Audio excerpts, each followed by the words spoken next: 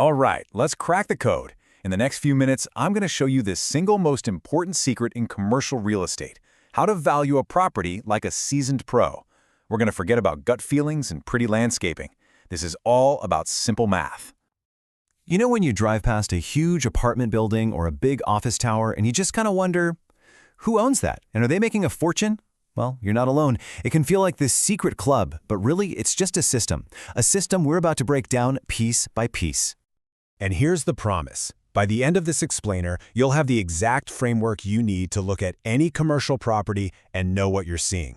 We're talking about spotting a hidden gold mine and, just as importantly, steering clear of those money pits that trap so many people.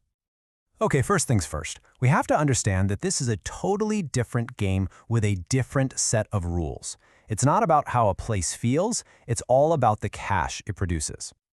Think about it. Buying a house for yourself is emotional, right?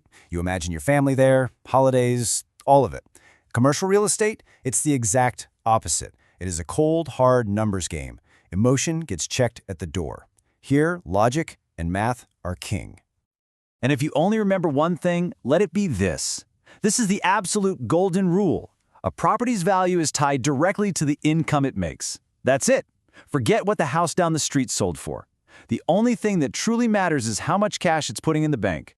So how do we measure that income? Well, we use a little thing called net operating income, or NOI for short. It's really simple. You just take all the income a property brings in and you subtract all the costs to run it. This one number, this is what the pros live and die by. All right, enough with the theory. Let's put this into practice. We're going to run the numbers on a real-world example so you can see exactly how powerful this is. So let's imagine we're looking at a classic investment, a 20-unit apartment building. Our mission is simple. Figure out what this thing is actually worth using nothing but the numbers. Step 1, we need to know the total possible income. Let's say our 20 units each rent for $1,000 a month. A little quick math, and that gives us $240,000 a year in what's called gross rent. This is our top-line number. But, of course, it costs money to run a building.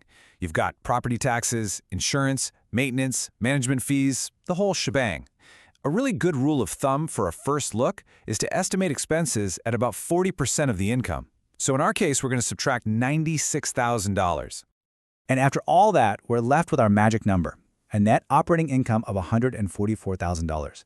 This is the building's pure profit for the year. And trust me, everything else flows from this single figure. So, fantastic. We have the annual profit. But how do we turn that into what the whole property is worth? Well, we use a simple but incredibly powerful formula. The value equals our NOI divided by something called the cap rate.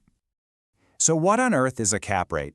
The easiest way to think about it is like the expected rate of return for that specific area. It's what other investors demand for similar buildings in that same market.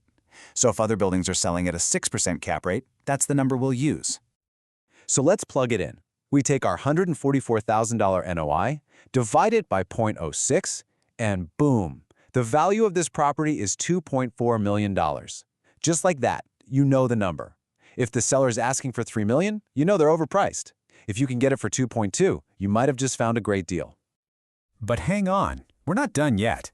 The numbers tell you what a property is worth today, not what it could be worth. The math is just your first filter. Now you got to do your homework. See, that spreadsheet doesn't tell the whole story. Are all those tenants actually paying on time? Are the leases strong, or are they all expiring next month? What about that 20-year-old roof or the ancient HVAC system that's on its last legs? This is where a good deal on paper can turn into a real-life disaster. So how do you find out the real story? Here's a pro tip. You ask for 2 key documents. The T12, which shows you the actual income and expenses for the last 12 months, and the rent roll, which details every single lease. Now, if a seller gets cagey about handing these over, that is a huge red flag. You should probably just walk away. Okay, you've run the numbers, you've done your due diligence, and the deal still looks good. Now it's time to make your move. And this isn't about being aggressive, it's about being prepared. A winning negotiation has a playbook. First, you anchor your offer with the math. It's not your opinion, it's an objective valuation. Second, you use any needed repairs to ask for concessions or a price reduction. Third, if the property's been for sale for a while, you can use that as leverage. And most important of all, you have to be willing to walk away. Your greatest power in any negotiation is not needing the deal. And finally, we come to the move that separates the true professionals from everybody else. You have to know how you're getting out of the deal before you even get in. You need a crystal clear exit strategy. What's the plan here? Are you a buy and hold investor who wants to collect rent for the next 20 years? Or are you a value add player who's going to renovate, raise the rents, and then refinance to pull your capital back out?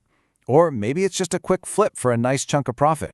See, your answer to that question changes everything you do today, from the price you're willing to pay to the kind of loan you get. The investors who consistently win are the ones who are already planning their exit 5 years down the road. They're playing chess while everyone else is playing checkers. And that's it. That is the complete framework. From finding the NOI to calculating the value, from doing your homework to planning your exit, you now have the tools that the pros use every single day. Because ultimately, commercial real estate isn't just about the buildings. It's about building wealth.